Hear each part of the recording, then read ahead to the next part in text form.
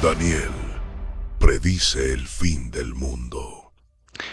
Muy bienvenidos todos sean amigos aquí a Fe Sin Filtros, este canal donde vemos la fe sin filtros. Y en esta ocasión estamos viendo ya lo de Daniel predice el fin del mundo. Estamos en la lección número 4, la cual nos da una introducción distinta y nos da un punto de vista distinto del libro, ya que esta parte del libro no lo escribe Daniel, sino que lo escribe Nabucodonosor. Antes de empezar, recuerden suscribirse, darle like, compartir si les ayuda a esto y nos vamos a la intro.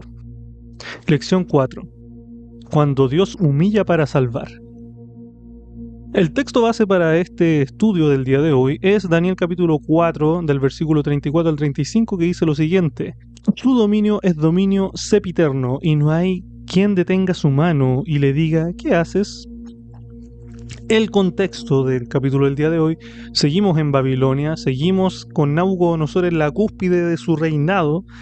Y de hecho aquí es bien interesante porque el que escribe este libro no es Daniel, sino que ahora lo escribe Nabucodonosor. El capítulo 4, el rollo 4, lo escribe Nabucodonosor, lo escribe en hebreo. Y es bien interesante porque él le da desde su punto de vista todo lo que le ocurrió a él.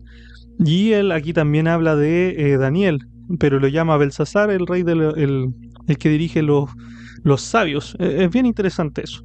El propósito del libro es que Dios se muestra aquí que gobierna no solamente las naciones, sino que también a los gobernantes. El orgullo del pecado se hace central en el poder humano también. Y la humillación puede ser un acto de misericordia, tanto para redención de la persona. Entonces es bien importante lo que va a pasar ahora, porque la estructura del capítulo parte con una proclamación universal de parte de Nabucodonosor desde el versículo 1 al 3, donde Nabucodonosor reconoce la grandeza de Dios y la introducción de esta es de una forma como testimonial de lo que él había vivido. Porque Dios transforma a este perseguidor en un testigo del poder de él. Entonces, nuevamente Nabucodonosor tiene un sueño, y eso aparece en el capítulo del 4 al 18. Este sueño aparece un árbol frondoso gigante, donde era visible de toda la tierra, un árbol muy muy grande. Este proveía alimento para animales y daba refugio para los animales, pero hubo una orden celestial donde fue cortado desde la base y aparece como un tocón permanente. Él cae y le dice en el versículo 16, de hecho es bien interesante, dice hasta que su corazón de hombre sea cambiado y sea dado a corazón de bestias y pasen sobre él 7 tiempos. ¿Por qué destacó ese versículo? Porque tenían que pasar 7 años para que Nabucodonosor reconociera a Dios viviendo como bestia. Entonces el árbol representa obviamente el poder, la influencia y el alcance universal de Nabucodonosor. Nabucodonosor no era un rey cualquiera. Entendemos que Nabucodonosor era el rey de Babilonia y Babilonia era la nación más poderosa de la tierra. Era como ser, no sé, el presidente de Estados Unidos. De hecho más, porque él podía mandar a matar y todo, y en ese tiempo los reyes eran totalmente obedecidos y tenían gente leal a ellos. Entonces es bien importante eso. Ahora, la interpretación de Daniel, él le da los símbolos, él le dice que el árbol significa, de hecho la interpretación la encuentran desde el capítulo 4, del versículo 19 al 27, y aparece ahí también los símbolos. El árbol representa a Nabucodonosor, la altura representa su orgullo, el corte significa el juicio divino, el tocón es la misericordia y los 7 tiempos es el periodo de la disciplina que le da Dios a Nabucodonosor. Ahora Daniel se conmueve, le advierte y llama al arrepentimiento antes de que suceda esto. Pero, como siempre Dios advierte antes de juzgar, sobre todo a gente que recibía visiones, que recibía sueños, muchas veces el orgullo nos mata. Entonces, al final, 12 meses después nos cuenta la Biblia, se cumple este juicio. En Daniel capítulo 4 del 28 al 33, Nabucodonosor se gloría a sí mismo, dice, estoy aquí parado, él dice que está mirando en un balcón, y dice, todo esto es mío, es fruto de mi esfuerzo. Obviamente apenas pasa eso, él pierde la razón y empieza a vivir como bestia. Y es tan así que él vive desnudo, le crece mucho pelo y él comía pasto como los bueyes. Ahora del versículo 34 al 37 sucede algo particular, porque después de los 7 años que pasan, Nabucodonosor recupera la razón y reconoce a Dios que es el Dios del cielo.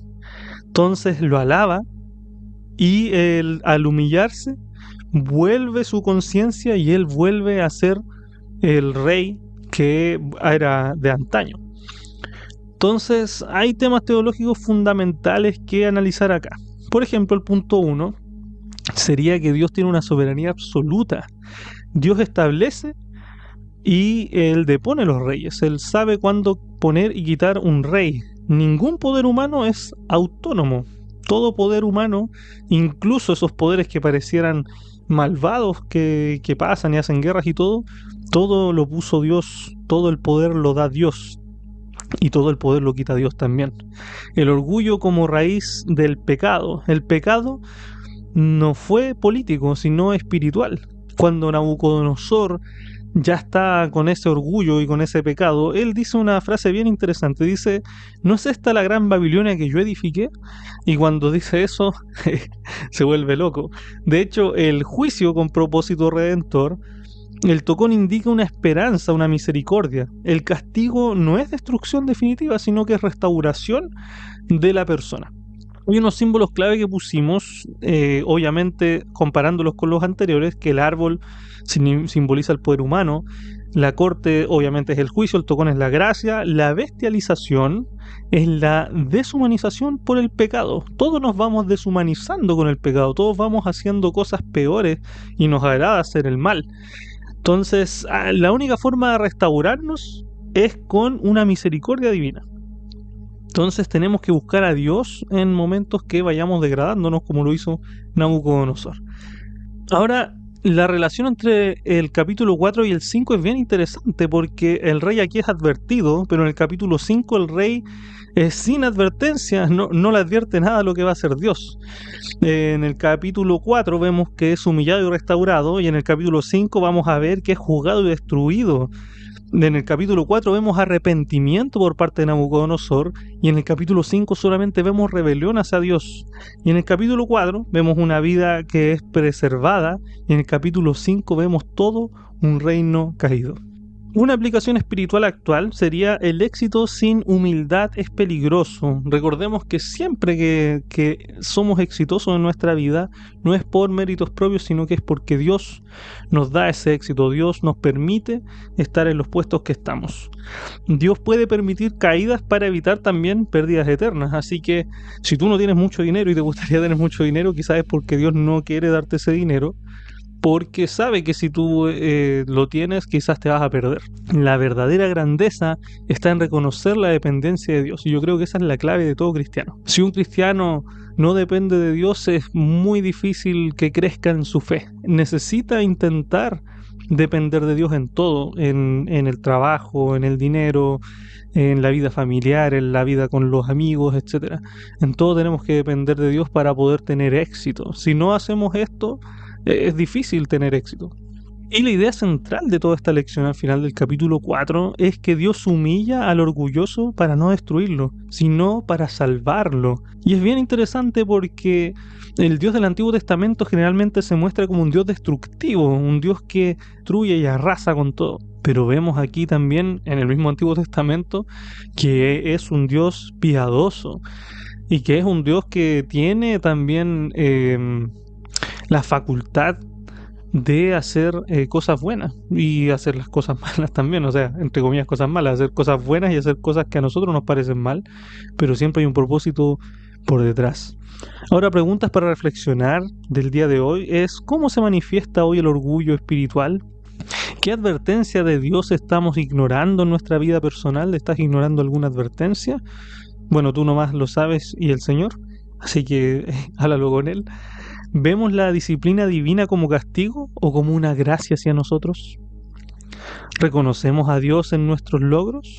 Entonces, hay cosas bien importantes que nosotros deberíamos considerar antes de tomar una posición en torno a Dios o a la religión, etc.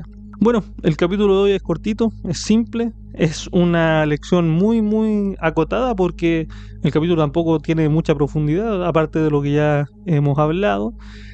Pero lo importante de este capítulo, aparte de eso, de que Dios, a pesar de que humilló a una persona, lo restaura y lo salva, es muy importante que tomemos el tema de los 7 tiempos. Los 7 tiempos aquí son muy importantes porque, a pesar de que está en un libro profético, vimos que son 7 años literales. Y luego eso va a ser muy importante para el capítulo 10, 11 y 12. Así que eso, gente, muchas gracias por haber estado aquí en un capítulo más en Fe Sin Filtros. Gracias por seguir esta serie de Daniel predice el fin del mundo. Nos vemos en el próximo video, en el próximo capítulo, en la próxima lección. Recuerden compartir, suscribirse y estar pendientes de los videos, darle a la campanita para cuando subamos nuevos videos. Muchas gracias por todo. Nos vemos en la próxima. Bye bye.